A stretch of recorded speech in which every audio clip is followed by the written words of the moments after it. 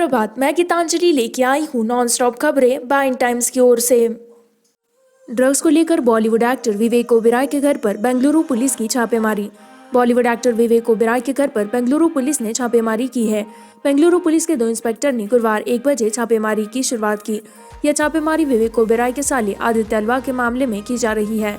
Bengaluru police search warrant लेकर विवेक ओबेरॉय के जुहू स्थित घर पर पहुंची है। आदित्य अल्वा के बेंगलुरु वाले घर की तलाशी भी पुलिस ने ली है। बता दें कि आदित्य अल्वा कर्नाटक के पूर्व मंत्री जीवराज अल्वा के बेटे हैं।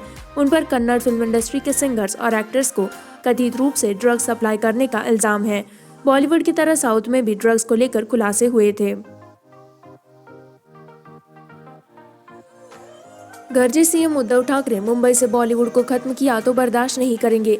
महाराष्ट्र के मुख्यमंत्री उद्धव ठाकरे ने गुरुवार को कहा कि हिंदी फिल्म उद्योग को समाप्त करने के लिए या इसे स्थानांतरित करने के लिए समाप्त करने का प्रयास बर्दाश्त नहीं किया जाएगा।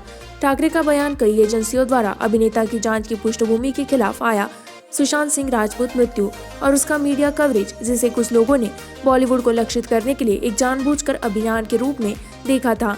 मुख्यमंत्री कार्यालय के एक बयान में मल्टीप्लेक्स और थिएटर मालिकों के साथ बैठक में ठाकरे के हवाले से लिखा गया है, फिल्म उद्योग को खत्म करने या इसे कहीं और स्थानांतरित करने की कोशिश को भी बर्दाश्त नहीं किया जाएगा। भारत में कोरोना के मरीजों की संख्या 73 लाख के पार। देश में कोरोना मरीजों का आंकड़ा 73 लाख के पार हो गया। अब तक 73,01,870 लोग संक्रमित मिले हैं। इनमें 8,12,548 मरीजों का भी इलाज चल रहा है, जबकि 63,76,919 लोग ठीक हो चुके हैं। संक्रमण के चलते 1,11,272 लोगों की मौत हो चुकी है। जनरल नरवणे के नेपाल दौरे से ठीक पहले हुआ वहां मंत्रिमंडल में फेरबदल, रक्षा मंत्री हटाए गए।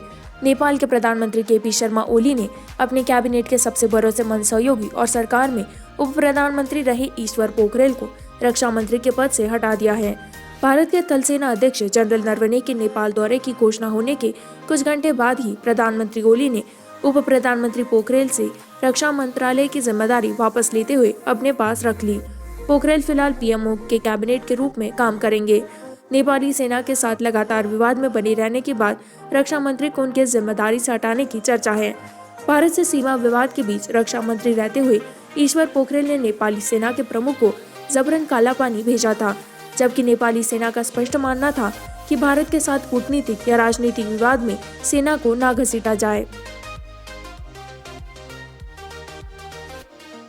ऑनलाइन सट्टेबाजी से जुड़ी 1.31 करोड़ की नकदी बरामद, 53 करोड़ से ज्यादा की लेनदेन का खुलासा।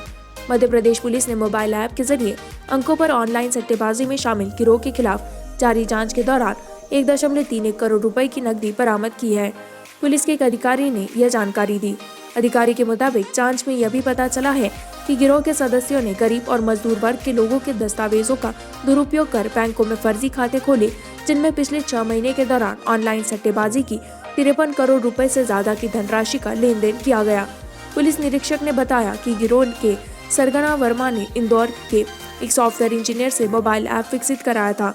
इस ऐप के जरिए अंकों पर ऑनलाइन सट्टा लगाया जाता था। उन्होंने बताया, हमारी जांच के मुताबिक इस ऐप के जरिए हर रोज देश भर के 15,000 से ज्यादा लोग अंकों पर सट्टा लगाते थे। पराली मामले पर जावड़ेकर से बोले केजरीवाल, इनकार करते रहने से कोई लाभ नहीं होगा। पराली जलाने के कारण होने वाले प्रदूषण के संबंध में केंद्रीय पर्यावरण मंत्री प्रकाश जावड़ेकर के बयान के बाद दिल्ली के मुख्यमंत्री अरविंद केजरीवाल ने कहा कि इनकार करते रहने से कोई लाभ नहीं होगा। जावड़ेकर ने कहा है कि केवल 4% प्रदूषण पराली जलाने के कारण होता है और शेष प्रदूषण का कारण स्थानीय कारक है। मुख्यमंत्री ने सवाल किया कि यदि केवल 4% प्रदूषण पराली जलाने के कारण है, तो दिल्ली एनसीआर में पिछले पखवाड़े में अचानक प्रदूषण क्यों बढ़ गया है। केजरीवाल ने ट्वीट किया, इनकार करते रहने से कोई लाभ नहीं होगा। यदि पराली जलाने की वजह से केवल 4% प्रदूषण होता है, तो पिछले पखवाड़े में अचानक प्रदूषण क्यों बढ़ गया है। हवा इससे पहले साफ थी।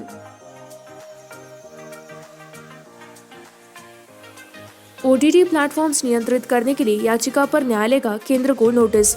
उच्चतम न्यायालय ने नेटफ्लिक्स और अमेजॉन प्राइम जैसे ओटीटी प्लेटफॉर्म्स को नियंत्रित करने के लिए दायर जनहित याचिका पर केंद्र को नोटिस जारी किया। इस याचिका में इन प्लेटफॉर्म्स को नियंत्रित करने के लिए एक स्वायत्त संस्था का अनुरोध किया गया है। OTT प्लेटफॉर्म्स को नियंत्रित करने के लिए अधिवक्ता शशांक शेखर झा और अपूर्व अरटिया ने जनहित याचिका दायर की है। याचिका में विभिन्न OTT स्ट्रीमिंग और डिजिटल मीडिया प्लेटफॉर्म्स की सामग्री की निगरानी और प्रबंधन के लिए सुव्यवस्थित बोर्ड या एसोसिएशन की आवश्यकता पर जोर दिया गया है। इसी के साथ मैं संवाददाता गीतांजलि आपसे विदा लेती हूँ। इसी तरह की नॉनस्टॉप खबरों को जारी रखने के लिए बाइन टाइम्स हिंदी को लाइक करें, सब्सक्राइब करें, शेयर करें।